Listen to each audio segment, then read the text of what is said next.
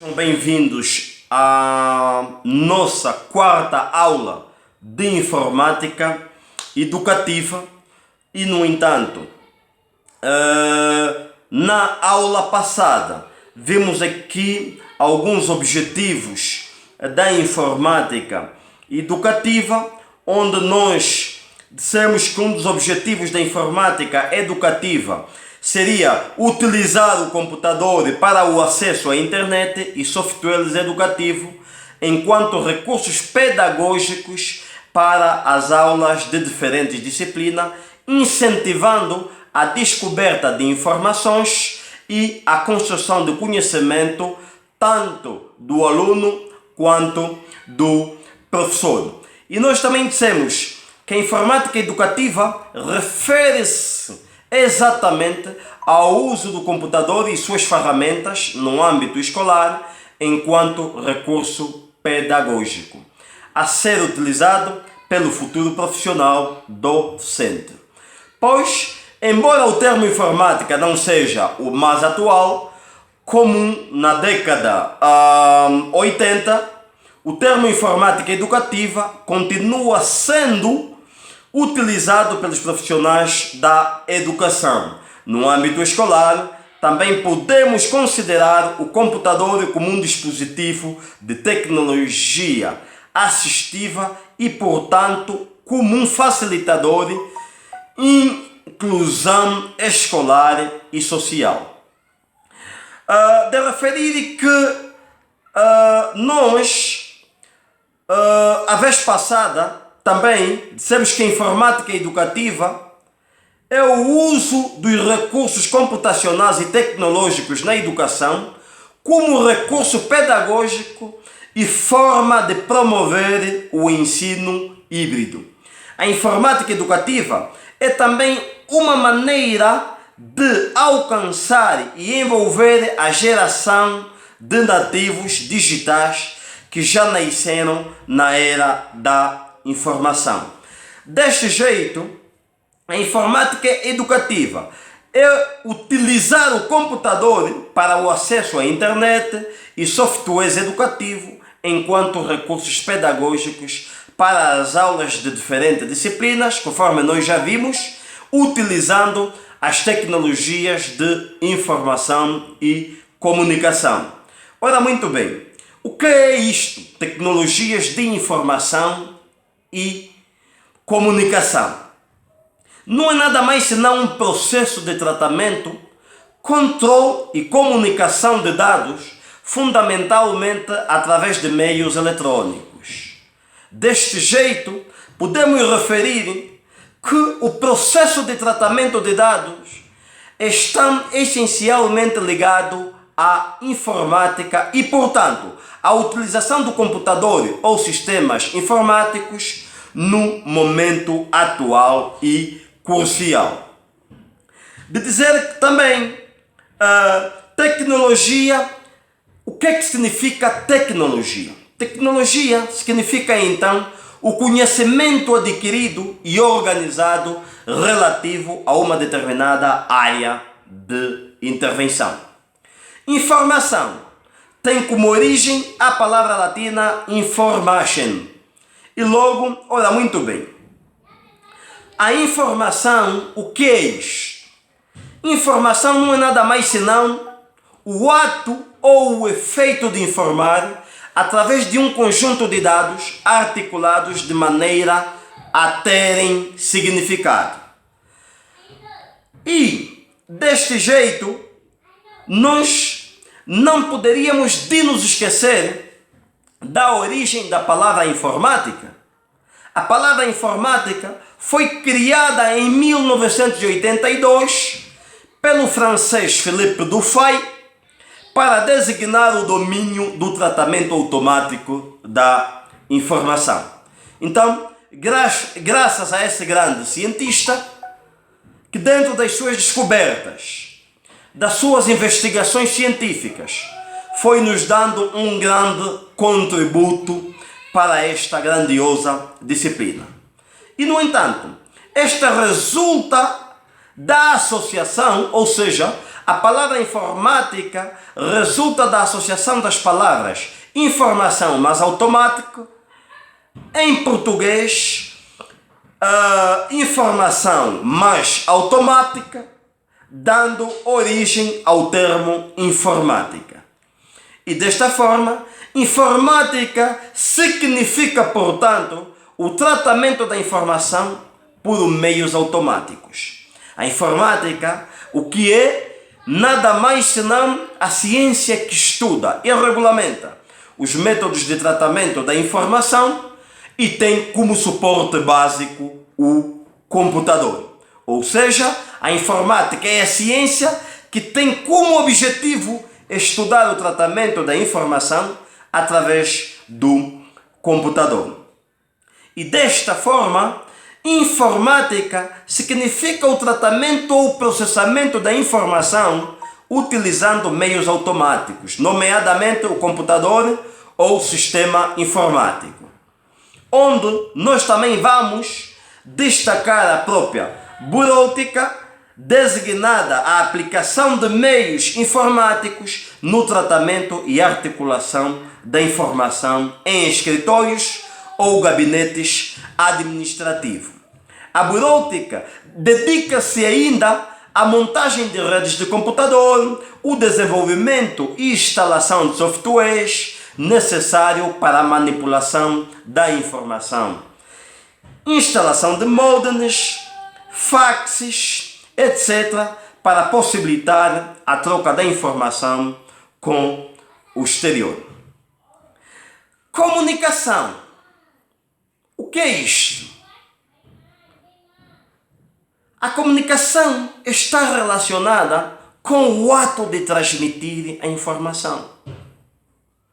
Já a telecomunicação é a capacidade de transmitir informação à distância.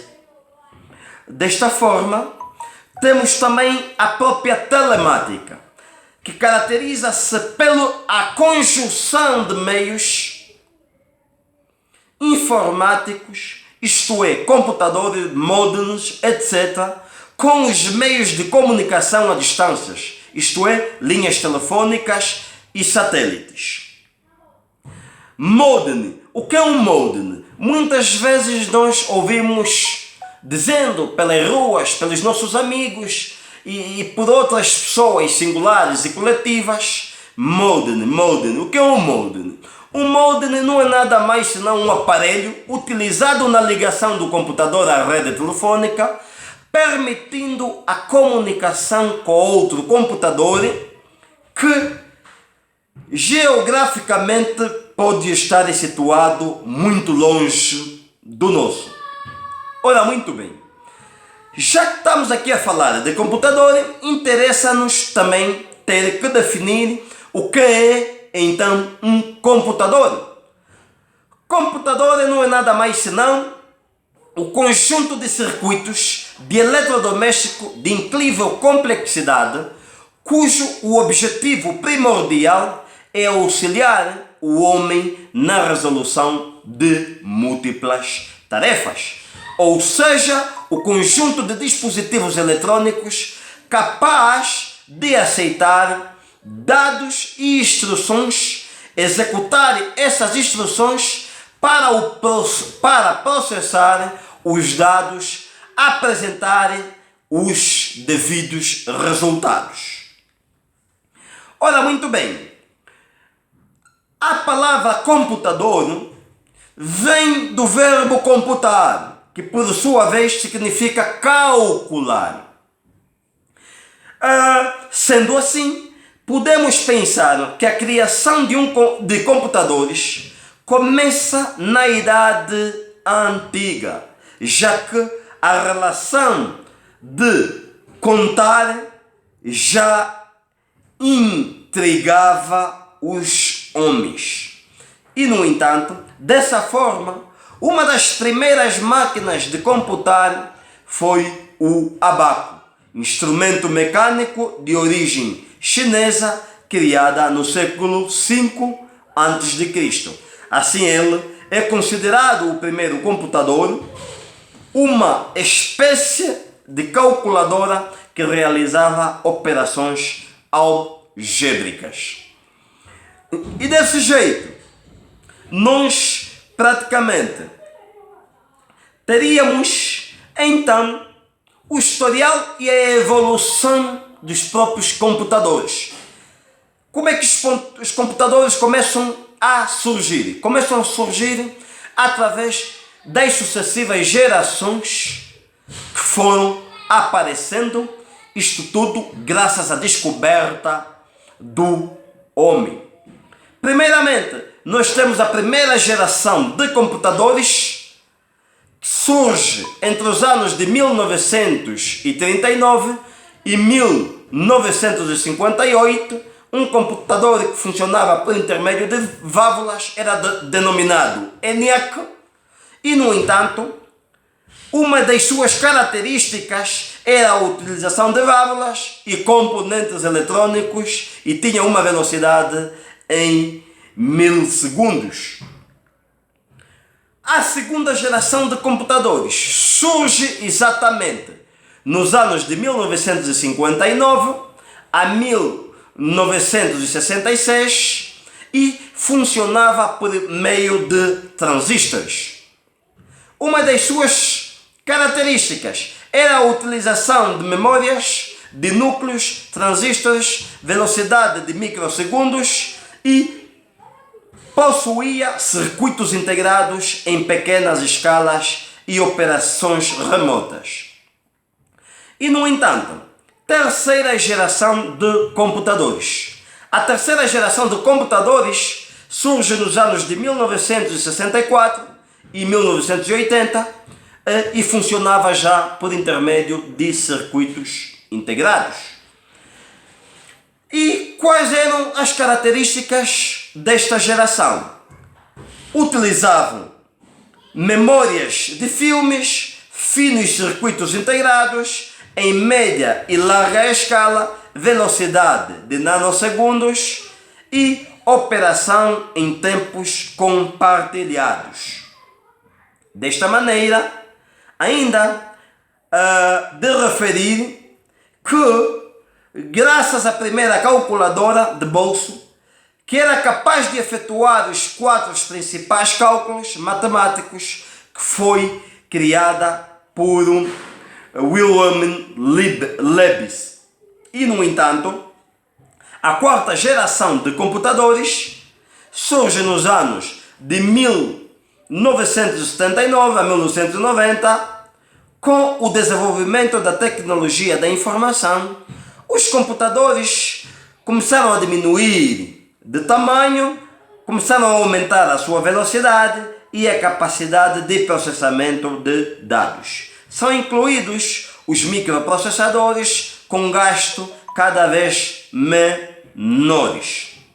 Desta maneira, uma das suas características era a utilização de circuitos integrados em escala muito alta, velocidades pico-segundo e processamentos distribuídos. Desta maneira, nesse período, mais precisamente até a partir da década dos anos 90, uma grande explosão dos computadores pessoais começou praticamente a surgir. Temos então assim a quinta geração, que começa a partir dos anos 1990 até aos dias atuais. Temos uma visão no futuro por causa do uso da inteligência artificial, que atribui aos computadores características humanas, características de processamento, aparelho, computadores ópticos, biológicos e quânticos, a aplicação de técnicas e inteligência artificial. Desta forma, além disso, surgem os softwares integrados e, a partir da virada do milênio, começa a surgir os computadores de mão, ou seja, os smartphones, os iPhones, os iPads, os tablets, que incluem conexão móvel com navegação na web. Características fundamentais dos computadores. Eles são automáticos porque manipulam a informação sem necessidade de intervenção humana. São universais porque executam qualquer tarefa, desde escrita por um programa. São eletrônicos porque usam componentes eletrônicos para manipular e representar a informação. E ainda são digitais porque representam a informação como dígitos binários. E, no entanto, vantagens do uso do computador. Uma das vantagens do uso do computador é pela sua velocidade, porque ele executa operações em pequenas frações, tempo. Segundo, aumento de produtividade, economia de tempo. Terceiro, confiabilidade, quer dizer que executa tarefas exatamente como lhe são ordenadas. Velocidade, possibilidade de realizar uma infinidade de trabalhos de diferentes tipos. Vantagens do seu uso: capacidade de armazenamento, memória na qualidade da informação produzida, eficiência no armazenamento e consulta da informação, bem como a liberação das pessoas das tarefas e rotineiras. Deste jeito, temos alguns tipos de computadores, onde nós vamos encontrar as máquinas com lógica de ou seja, máquinas com lógicas predominadas. O que quer dizer isso? Quer dizer que algoritmos estão intrinsecamente aos seus circuitos. Calculadora, bomba de gasolinas, etc. Máquina com lógicas programadas. O que é isso? Quer dizer que admitem programação de computadores convencionais. E, no entanto, se a gente ter que ver naquilo que é a classificação dos computadores quanto à sua utilização, não é? No entanto, vamos ter computadores científicos.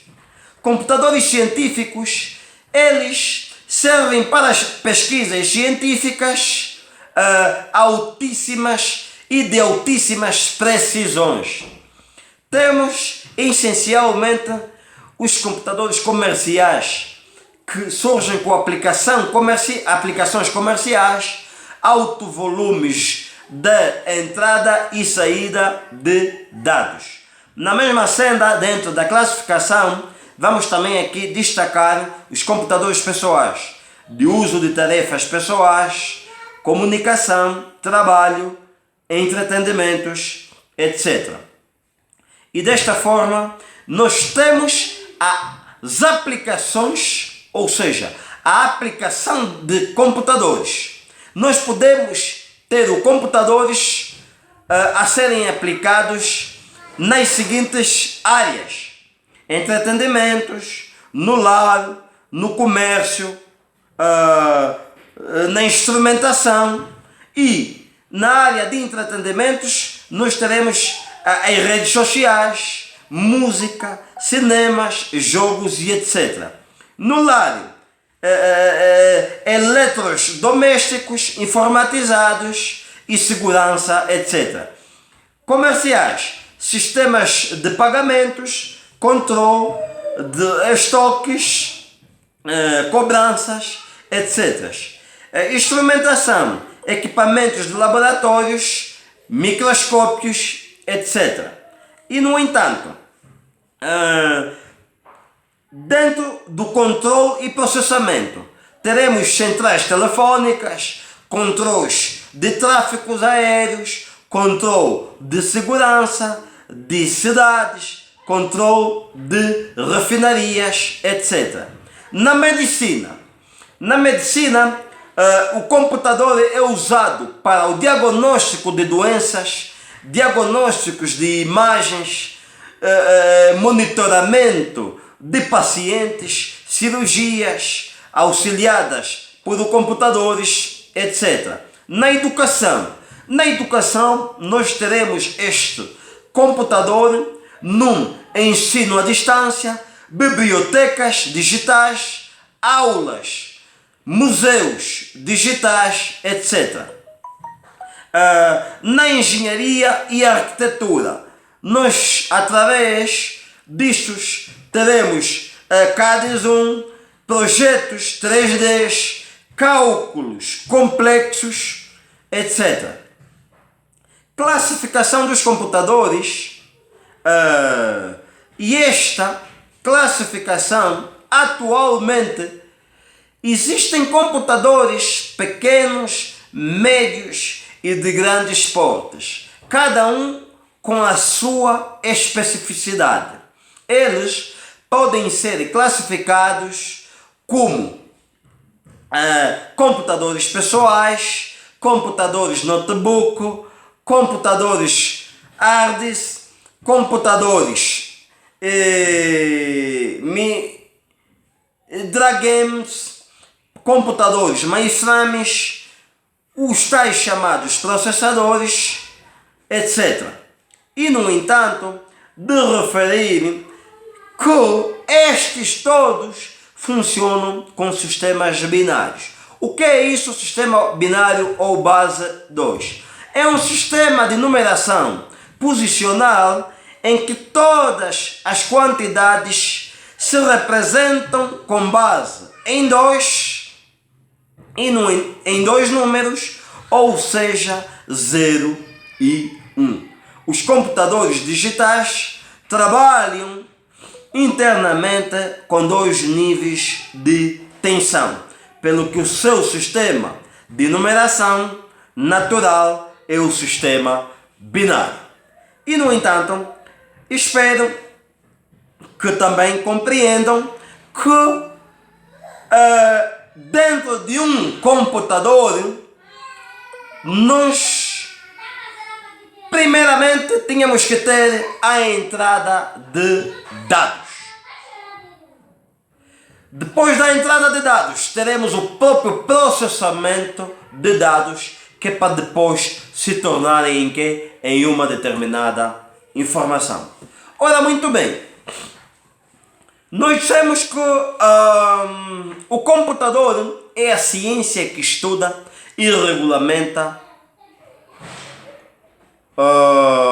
o tratamento da informação e tem como suporte básico o computador.